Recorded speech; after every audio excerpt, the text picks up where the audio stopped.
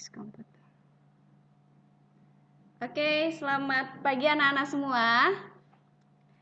Semoga kalian selalu Pagi, Miss. Pagi, Miss. Semoga kalian semua dalam keadaan sehat ya, dilindungi oleh Ibu Sayang Widiwase ya. Jadi hari ini kita akan mulai lagi ya pertemuan kita di bab 3 ya.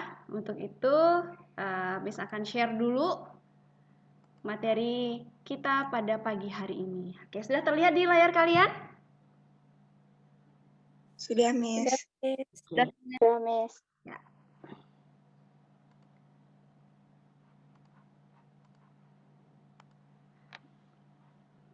Ya. Sebelum mulai, Miss ucapkan dulu panganjali umat. Om Swastiastu. Om Swastiastu. Ya. Anak-anak, hari ini kita akan mempelajari topik kita tentang budaya hidup sehat ya, dari sudut pandang Kitab Suci Weda. Dan tetapi sebelum itu Miss akan ajak kalian dulu untuk berdoa Saraswati Puja. Kira-kira siapa yang mau membantu Miss untuk doa Saraswati Puja? Aja, Miss. Siapa? Saya, Luna. Oke, ya Luna Kalista. Tapi sebelum Miss melanjutkan untuk Saraswati Puja, jadi agenda pembelajaran kita pada pagi hari ini adalah yang pertama mengenai kita doa Saraswati Puja, kemudian Miss akan menyampaikan tujuan pembelajaran, kemudian Miss akan menyampaikan penjelasan KKM, kemudian ada kita menonton video, dan juga ada perilaku hidup sehat dan bersih. Selanjutnya ada kesimpulan ya. Oke, baik. Sekarang kita akan lanjutkan ya dengan Saraswati Puja. Yang lain silakan tangannya di depan dada. Saya persilahkan kepada Luna Cahya ya untuk memimpin doa. Dipersilahkan. Saraswati Puja Ngawit. Saraswati Namastuti.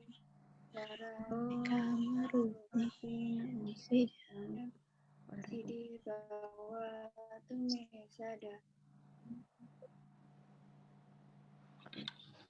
Baik, bisa dibantu untuk membacakan artinya?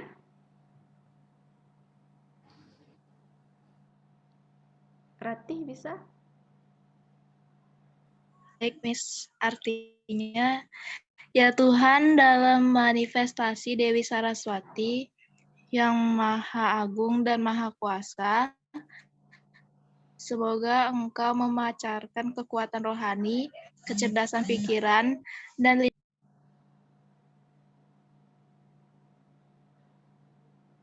Oke, baik. Terima kasih Ratih. Oke, anak-anak, setelah kita berdoa Saraswati ya atau Saraswati Puja, semoga kita selalu mendapatkan kedamaian ya, rasa santi. Masih kalian mendengar suara Miss? Masih, Miss.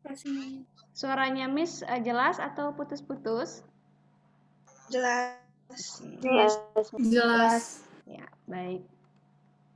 Nah, tujuan pembelajaran kita pada pagi hari ini adalah ya, yang pertama disampaikan kalian atau anak-anak semua dapat memahami ya pengertian perilaku hidup bersih dan sehat. Kemudian dapat menguraikan budaya hidup sehat pada lingkungan sekitar ya.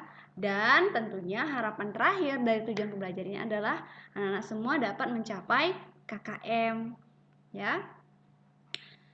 Lanjut. Nah, kita akan menyimak tayangan video terkait tentang pembelajaran kita hari ini ya. Miss berharap ya dari video ini akan memberikan manfaat pada kalian. Ya, coba Miss akan cek dulu.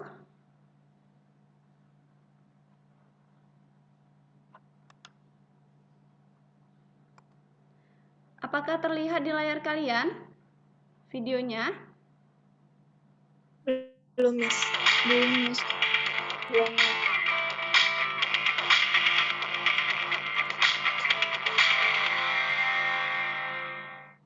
Terlihat? Enggak. Oh, Cuma tidak. suara aja. Oke, saya coba stop share dulu. Miss akan share terkait video. Oke, yang ini terlihat. Oke, ini terlihat tidak? Lihat. Lihat. Terlihat? Lihat. Ya, oke, baik ya. Mohon disimak ya, Lihat. Nana.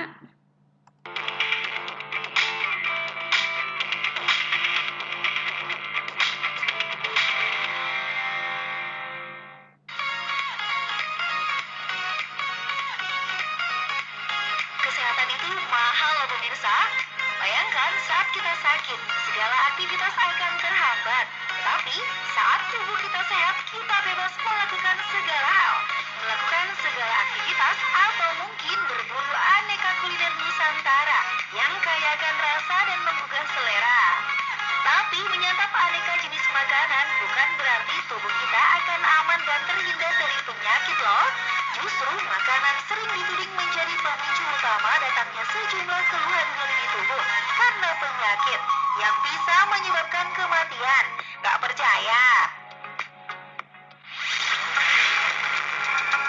Stroke adalah penyakit yang diakibatkan oleh penyumbatan darah ke otak akibat meningkatnya kadar kolesterol jahat. Penyakit berbahaya ini bisa menyerang siapa saja, bahkan bisa menyerang kembali kalau pola makan tak dijaga. Nah, berikut ini adalah beberapa jenis makanan yang bisa memicu stroke berulang. Hasil rangkuman tim Ayo Hidup Sehat Plus.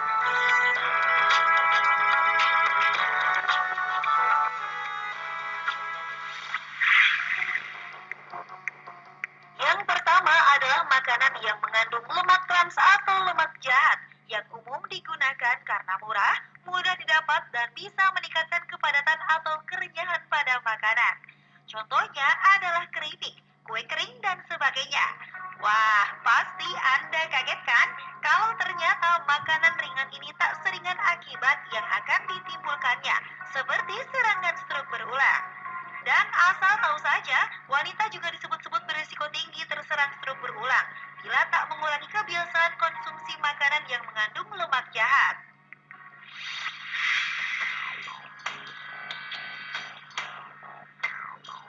Makanan penyebab terserang stroke berulang selanjutnya adalah daging olahan. Pemirsa, konsumsi daging memang cukup baik bagi tubuh. Selain menambah asupan zat besi, protein dalam daging juga baik untuk pembentukan otot. Namun jangan salah, ternyata daging juga bisa menyebabkan ancaman kesehatan, terutama daging olahan seperti daging asap juga sosis, yang mengandung natrium nitrat sebagai pengawet yang bisa menyebabkan kerusakan pada pembuluh darah.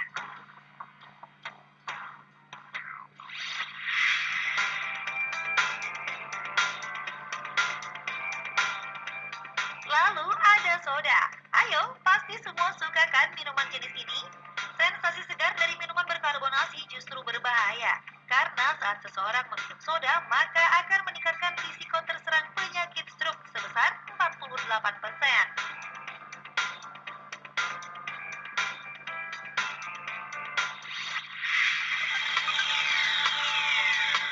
Pemirsa, selain soda, ada juga garam. Wah, rasanya sulit ya menemukan makanan yang tak mengandung garam. Sensasi asin pada makanan dengan kandungan garam bisa membuat siapapun ketagihan hingga mengkonsumsi garam dalam jumlah berlebih. Nah, kalau sudah begini, hati-hati terserang stroke kembali.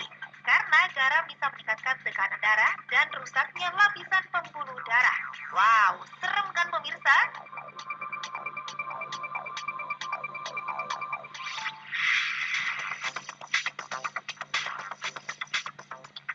Nah, itulah beberapa makanan yang bisa menyebabkan stroke Anda kembali kambuh.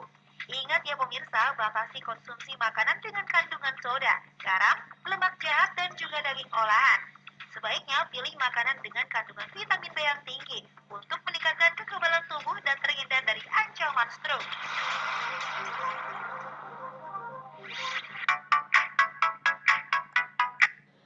Oke. Ya. Jadi tadi tentang apa kira-kira? Stroke. Iya, tentang pola hidup sehat atau makanan sehat yang menyebabkan makanan yang kita konsumsi bisa menyebabkan kita menjadi sakit stroke ya. Nah, baik kita review dulu ya, Nah, kita review dulu isi video. Oke ya. Siapakah yang ingin mencoba menceritakan kembali isi dari video? Coba, siapa yang bisa? Kira-kira isi video tadi apa sih? Coba diceritakan kembali. Siapa yang bisa? Siapa yang mau? Ayo. Renata? Ya.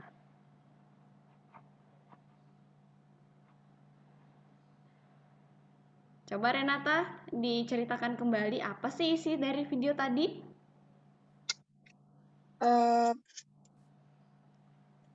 Makanan yang menyebabkan penyakit stroke itu Hmm, ada makanan yang mengandung lemak jenuh atau lemak jahat, ya. kayak keripik, ya gitu-gitulah. Terus ada daging olahan, Ya. ada soda, Ya. sama garam. Oke, Makanan yang mengandung garam. jadi makanan-makanan itu memicu terjadinya sakit atau penyakit ya, penyakit stroke. Tidak hanya stroke saja nantinya, pasti akan ada penyakit-penyakit lainnya ya. Nah, kemudian yang kedua, kira-kira nilai apa yang kita dapat petik dari video tersebut setelah menonton? Nilai apa ya yang bisa kita tarik dari video ini yang kita tonton tadi? Mungkin di sini saya minta bantuan dari Chandra. Chandra, nilai apa kira-kira? Yang lain boleh juga ya. Silakan coba Chandra. Itu jangan makan makanan yang berlemak, nanti sakit stroke. Ya makan makanan yang sehat aja biar nggak sakit. Oke, berarti kalau ditarik simpulan berarti adalah nilai tentang kesehatan ya. Good. Oke, saya lanjutkan lagi ya. Nah, apakah yang kalian lakukan apabila kalian mengalami sakit ya, seperti video tersebut menyatakan bahwa sakit stroke ya.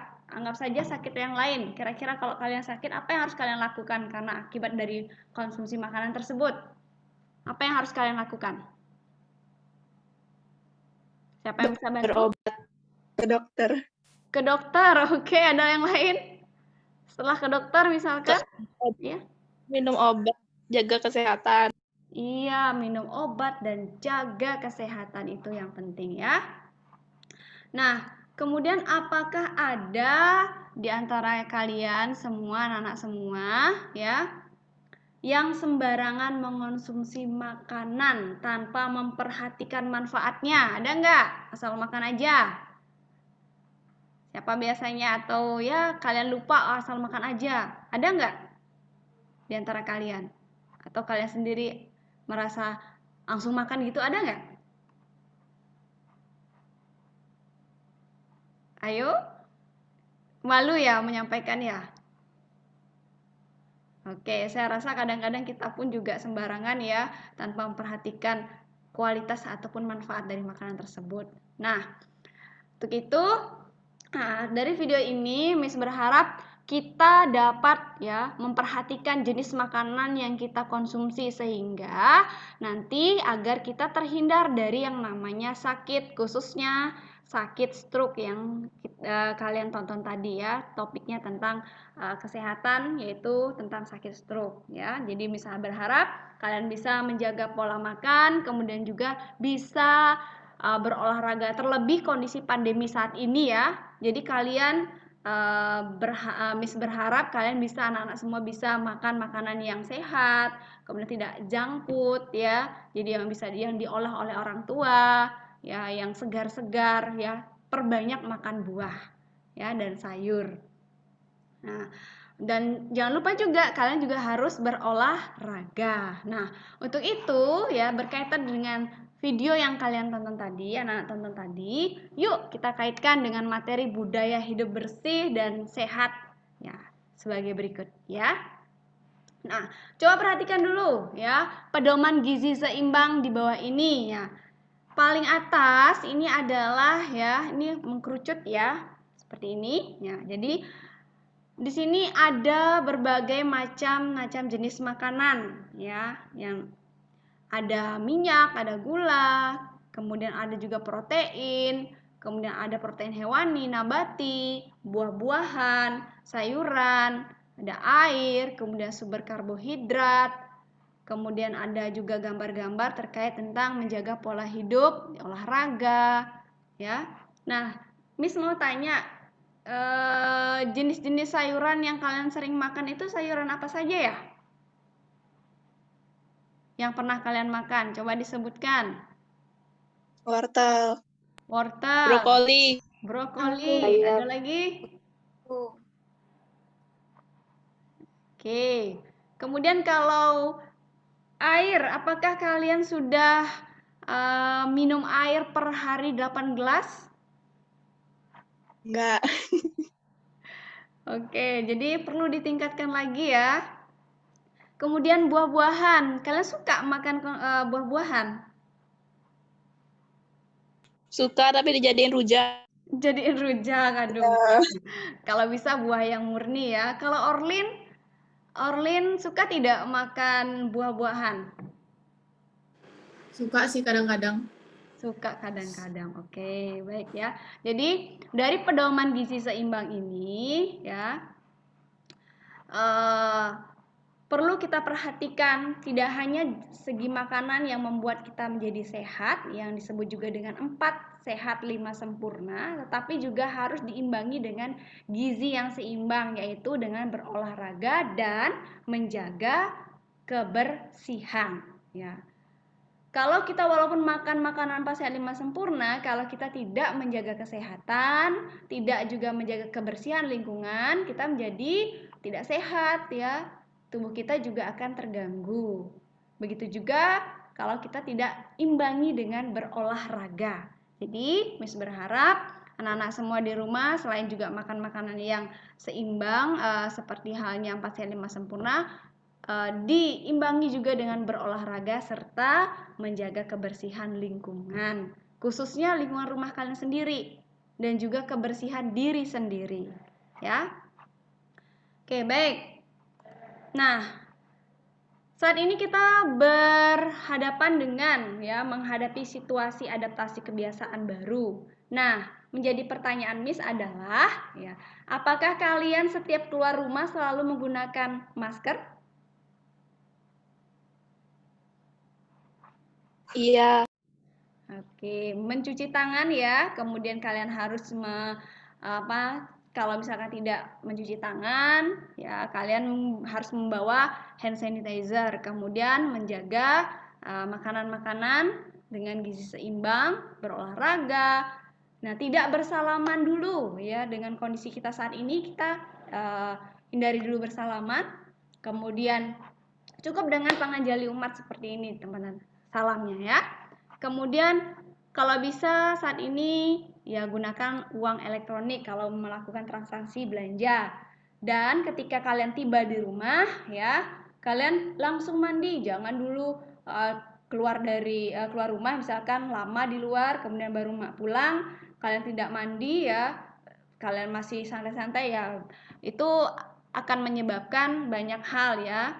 Bisa saja kalian kan tidak tahu ya di luar misalkan ada virus ataupun bakteri ya. Setidaknya dengan kondisi adaptasi kebiasaan baru ini anak-anak semua harus ya sampai di rumah, tiba di rumah itu langsung mandi ya, masukkan baju yang digunakan di mesin cuci ataupun di kamar mandi ya, atau dijemur ya, boleh. Jadi lakukan kebiasaan ini sebagai adaptasi kebiasaan baru agar kita selalu sehat, terhindar dari virus ya. Oke, bisa dipahami anak-anak? Bisa. Ya. Sama. Oke, nah Baik, sekarang kita akan lanjut masuk pada pengertian perilaku hidup bersih dan sehat. Kira-kira hidup bersih itu seperti apa ya? Ada yang tahu? Hidup bersih itu seperti apa? Ada yang sudah membaca materinya? Hidup bersih seperti apa ya? Baik, ya. Apa sih itu PHBS? PHBS itu merupakan perilaku hidup bersih dan sehat. Apa itu ya? Nah, PHBS. Nah, jadi PHBS ini adalah ya sekumpulan perilaku ya yang dipraktikkan atas dasar kesadaran sebagai hasil pembelajaran yang menjadikan seseorang atau keluarga dapat menolong diri sendiri di bidang kesehatan dan berperan aktif dalam mewujudkan kesehatan masyarakat. Jadi ini adalah perilaku kita, ya, praktik kita, ya, kesadaran kita untuk apa? Yang menjaga kesehatan diri sendiri dan juga bisa menolong orang lain. Tentunya ya untuk mewujudkan kesehatan masyarakat pada umumnya. Ya. Lanjut lagi. Nah, selain itu PHBS juga merupakan ya hidup yang terbebas dari ya segala problem atau masalah ya, baik secara rohani maupun secara jasmani. Ya, seperti ini ya. Kalau rohani misalkan apa di sini? Kalian stres, misalkan di sekolah banyak sekali tugas-tugas yang diberikan, panik, ada tekanan. Kalian harus kumpulkan tugas seperti ini, jam sekian ya. Kalau tidak nilainya 0. Ada nggak seperti itu guru-guru yang lain? Saya berharap itu sebagai tanggung jawab kalian. Jadi kalian yang mengatur ya, agar kalian tidak stres. Kemudian selain itu kalian juga harus menjaga kesehatan fisik kalian jasmani dengan cara apa? Berolahraga. Kemudian ya selesai belajar kalian keluar rumah untuk menghirup udara segar atau refresh sedikit agar segar sedikit ya pemandangan kita atau pandangan mata kita. Seperti itu. Kemudian ini adalah makan makanan yang sehat ya, terutama banyak konsumsi sayuran dan buah-buahan. Ya. Kemudian nah, bagaimana perilaku hidup sehat? Nah, contohnya di sini adalah nah, ini ada contoh apa ini? Kira-kira gambar apa? Kira-kira gambar apa ini, Amel? Orangnya apa, Miss? Gimana?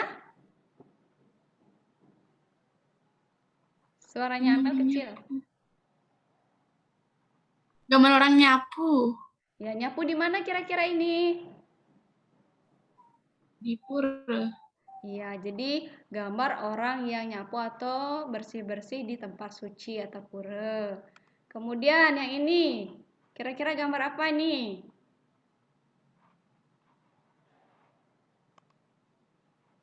Nadine? Kira-kira gambar orang buang sampah. Gambar orang buang sampah. Jadi kita bisa memilah mana sampah organik dan mana sampah yang anorganik. Di rumah pun harus bisa menerapkan seperti itu ya, untuk menjaga lingkungan tetap sehat. Oke, baik. Nah, di manakah PHBS ya, perilaku hidup sehat ini dapat diterapkan? Kira-kira di mana? Kira-kira di mana ya perilaku hidup sehat ini bisa diterapkan, bersih dan sehat ini ya? Di mana? Di mana-mana. Di mana? Di mana-mana. Oke, di mana-mana. Tapi di mana-mana itu harus spesifik ya. Ya. Ada di mana ya? Nah, pertama di tatanan rumah tangga, di rumah kalian sendiri ya. Kemudian ada di institusi pendidikan. Kemudian ada di tempat kerja bagi orang tua kalian yang kerja. Nanti kalian juga akan menghadapi dunia kerja. Kemudian ada di tempat umum dan sarana kesehatan. Harus ya menerapkan ya budaya hidup bersih ini, perilaku hidup bersih dan sehat ini ya. Nah, kelimanya ini ya disebut juga dengan apa? Ya, 5 tatanan PHBS, perilaku hidup bersih dan sehat. Ini yang harus diperhatikan ya. Di mana kita bisa menerapkannya ya ini ya, semua ini mencakup secara umum ya 5 tatanan perilaku hidup bersih dan sehat. Oke, nah selanjutnya budaya hidup sehat. Apa itu budaya? Nah, budaya itu merupakan hal-hal yang berkaitan dengan akal manusia atau suatu cara hidup yang berkembang di dalam masyarakat. Seperti apa lagi? Ya, jadi suatu cara hidup yang sehat, yang berkembang dan dimiliki bersama oleh sekelompok orang, kemudian diturunkan ke generasi berikutnya tentang sehat itu sendiri. Jadi orang tua kalian ya menerapkan budaya hidup sehat, ya, cara hidup sehat, dan orang tua kalian pasti akan menyampaikan kepada kalian ya di rumah baju diletakkan di mana, cara makan bagaimana, misalkan cara makan buah mangga apakah langsung sama kulitnya, kan tidak, diarahkan atau disampaikan ya untuk dikupas dulu, dicuci dulu, dipotong baru dikonsumsi. Jadi itu adalah cara-cara ataupun kebiasaan ya yang diturunkan oleh orang tua kita kepada kita dan akan bermanfaat untuk masyarakat dan lingkungan hidup yang sehat seperti itu. Oke, nah kira-kira tempat strategis yang tepat bagi umat Hindu untuk melakukan perilaku menuju hidup bersih dan sehat itu di mana ya? Ya, tempat yang efektif adalah pura. Oke, kenapa?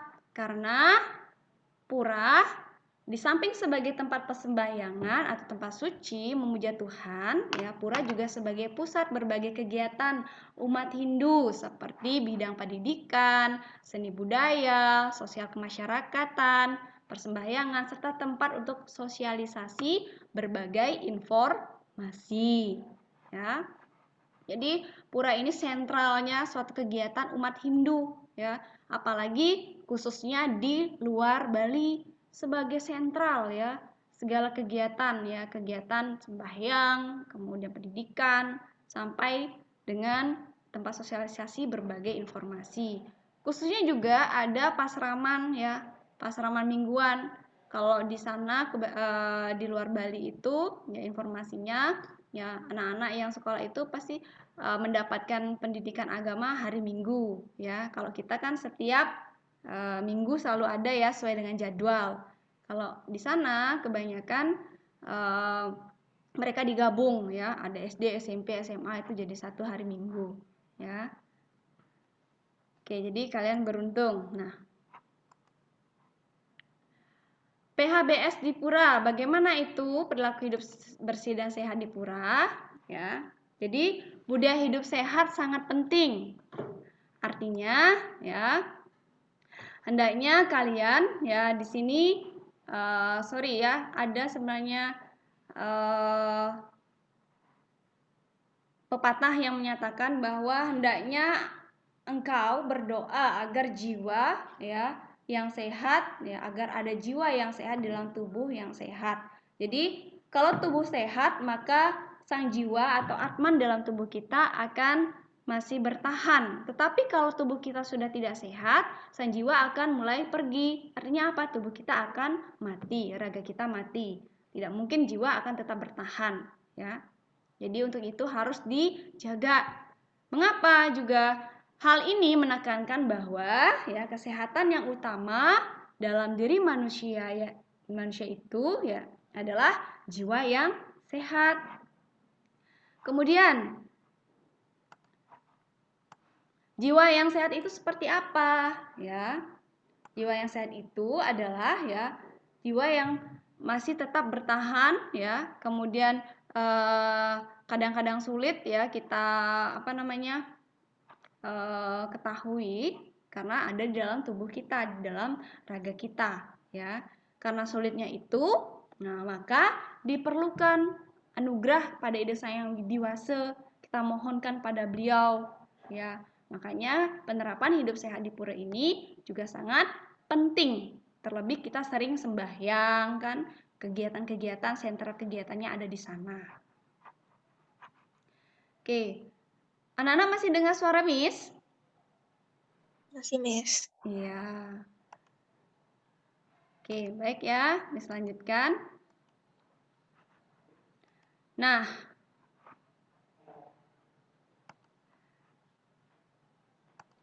kita tidak hanya berdoa saja ya, memohon keselamatan dan kesehatan kepada Tuhan. Ingat, hal penting adalah menjaga kebersihan lingkungan. Menjadi faktor utama dalam menjaga kesehatan jasmani dan rohani kita. Ya, tadi kan ada apa sih yang menyebabkan kita harus sehat jasmani dan rohani? Itu tadi bisa mengontrol mana yang kesehatan rohani dan mana yang jasmani. Tadi kan sudah disampaikan di awal ya. Oke, lanjutkan lagi. Dari manakah budaya hidup sehat itu dimulai? Masih ingat di mana? Siapa yang bisa bantu? Di mana kira-kira, Angga? Di mana kira-kira budaya hidup sehat itu bisa kita terapkan atau kita mulai? Rumah, Miss. Di manakah budaya hidup sehat itu bisa kita mulai? Tadi Miss sudah ada loh di bagian awal rasanya. Yang 5 tatanan. Di rumah? Dia di rumah atau ya. Atau di sekolah? Tentunya di sendiri, kemudian keluarga, sekolah, dan tempat-tempat umum, khususnya tadi ya pura, ya. Kemudian di mana lagi? Ya.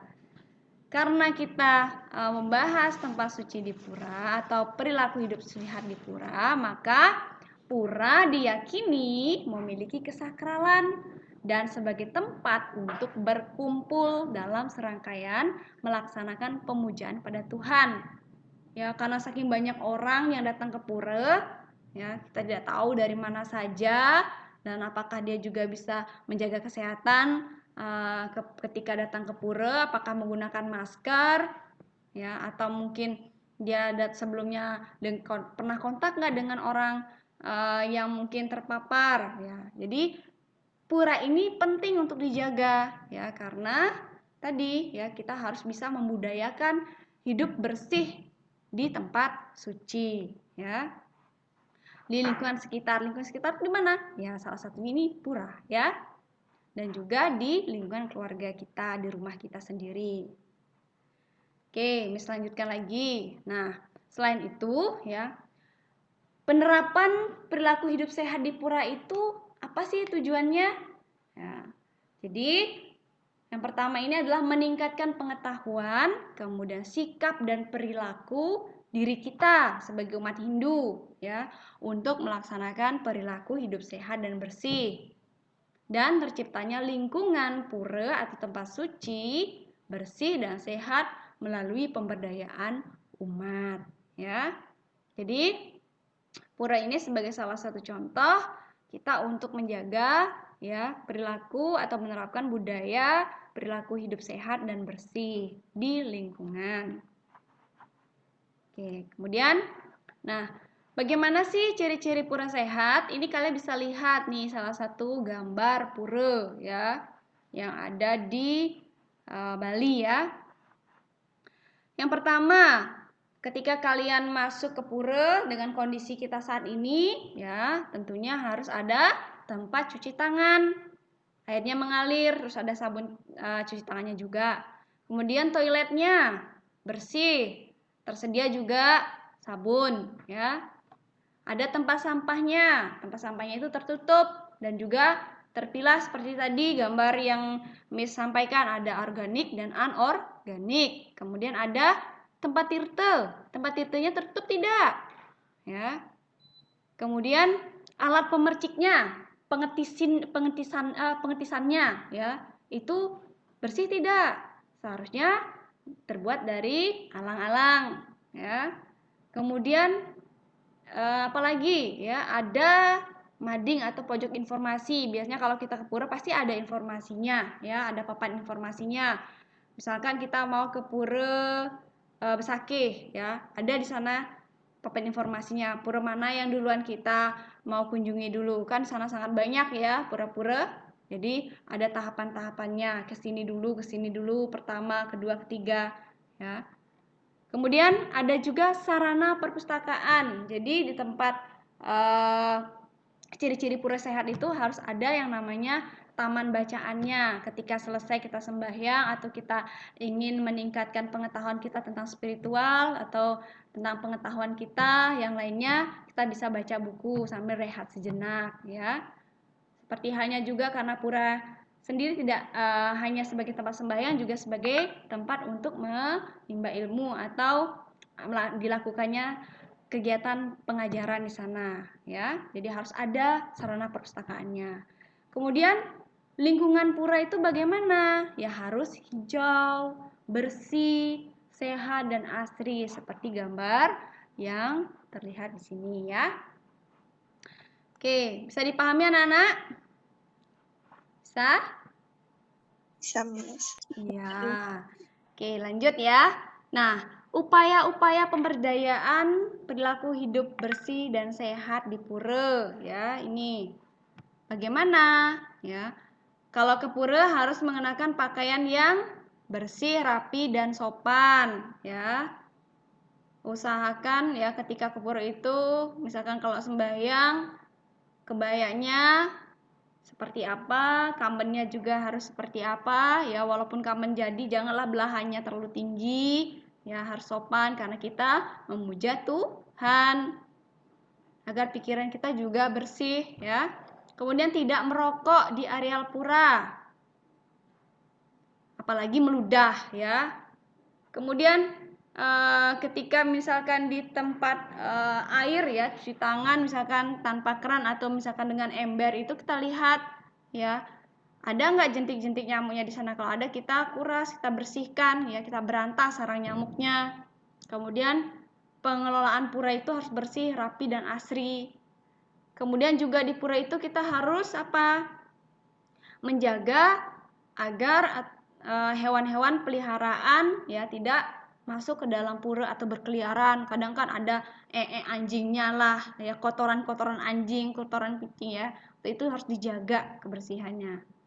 Apalagi ada sapi misalkan masuk, nah itu kan harus dijaga ya, dicegah biar tidak masuk ke pura. Kemudian penggunaan air bersihnya bagaimana ya.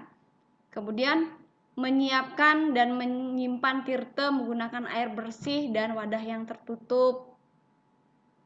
Tirta juga harus dijaga kebersihannya ya, walaupun kita meyakini tirta adalah wangsuh pada ide sayang widiwase, tetapi kita juga harus menyediakan bahan bakunya itu air, agar ya air yang digunakanlah air yang bersih dan sehat. Kemudian persembahan atau sajian yang kita persembahkan bagaimana? Ya harus bersih dan segar, harum ya. Dupa yang kita bawa juga dupa yang harum ya, agar kita ketika sembahyang lebih fokus. Kemudian diupayakan pandita dan pinandita menjaga kebersihan diri, melakukan ya pemeriksaan kesehatan di fasilitas pelayanan kesehatan secara berkala. Nah, jadi di setiap pura pasti ada pemangkunya atau pinanditanya, kemudian ada juga kadang sulinggihnya. Nah, jadi sulinggih pun harus juga selain menjaga kebersihan diri, juga harus memeriksakan kesehatan diri secara berkala, serta juga menimbang berat badan ya. Berat badan itu mempengaruhi kesehatan tubuh atau diri seseorang ya. Kemudian pinandita juga ya harus memiliki jaminan pemeliharaan kesehatan. Kemudian juga menyampaikan pesan-pesan khusus ya di tempat suci, di tempat pura tersebut, pada berbagai tempat ya, pesan khusus mengenai perilaku hidup sehatnya. Misalkan pada saat Dharma Wacana, kemudian pertemuan warga atau sosialisasi kegiatan lainnya ya. Tentunya ya berpedoman hidup pada ajaran Weda yang berkaitan dengan perilaku hidup bersih dan sehat. Ya. Bisa dipahami anak-anak? Bisa? Ya, jadi seperti itu upaya-upaya kita yang harus kita lakukan di pura atau lingkungan sekitar kita juga ya. Nah, apakah ada pertanyaan? Ada pertanyaan? Geleng-geleng kepala ya. Silakan dijawab, ada pertanyaan? Enggak, Miss. Enggak. Miss. Oke ya, kalau tidak ada pertanyaan ya, maka kita akan simpulkan materi pada pagi hari ini ya. Siapakah yang bisa membantu Miss untuk menyimpulkan materinya kira-kira tentang budaya atau perilaku hidup bersih dan budaya hidup bersih dan sehat? Siapa kira-kira? Adakah yang membantu? Oke, baik ya, langsung saja ya. Jadi Miss simpulkan langsung ya. Jadi budaya perilaku hidup bersih dan sehat itu ya dimulai dari diri kita sendiri. Kemudian perilaku hidup bersih dan sehat itu ya harus sehat secara jasmani dan juga rohani.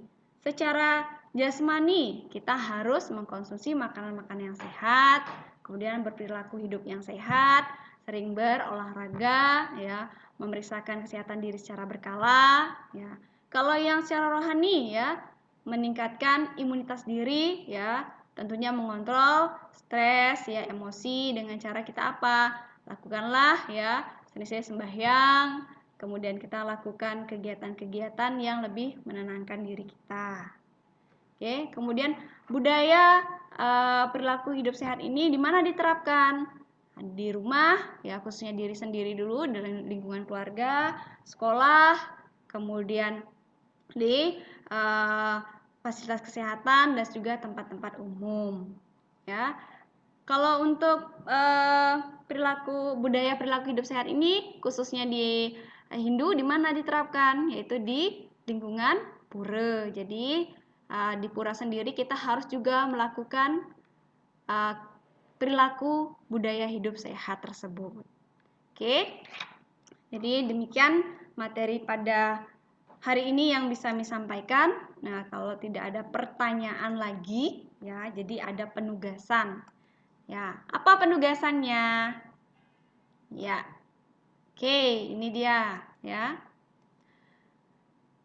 Selain Miss tampilkan di sini di PowerPoint ini, Miss juga share di ya Google Classroom ya. Nanti kalian bisa cek di Google Classroom agamanya ya.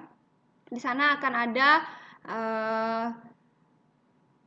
penugasan tersebut dan silakan kalian isi identitas kalian, kelas, kemudian dijawab dengan baik ya, jawab dengan benar.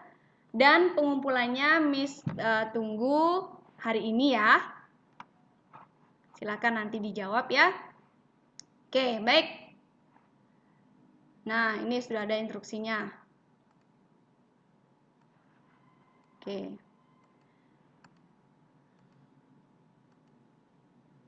Oke. Kalau sudah maka pertemuan hari ini Miss tutup, tapi sebelumnya untuk minggu depan kita akan membahas ya budaya hidup sehat menurut kitab suci Weda ya. Jadi minggu depan kita akan berjumpa lagi ya terkait tentang budaya hidup sehat menurut kitab suci Weda. Oke, apakah ada pertanyaan terkait tugas kemudian hal-hal lainnya? Ada pertanyaan? Silakan dijawab. Enggak. Jelas sudah ya? Jelas. Luna Cahya sudah jelas? Oke, baik. Kalau sudah ya, saya cukupkan ya, dan saya ucapkan terima kasih kepada anak-anak semua karena kalian sudah mengikuti dan menyimak pembelajaran pada hari ini dengan baik. Untuk itu, Miss tutup dengan Parame Santi ya.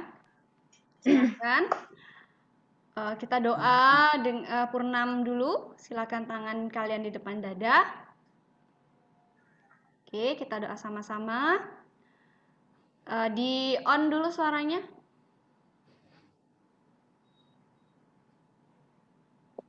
Ya.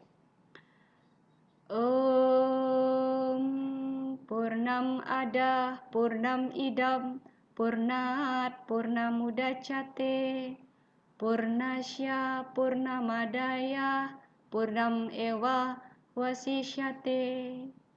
Om Santi Santi Santi Om.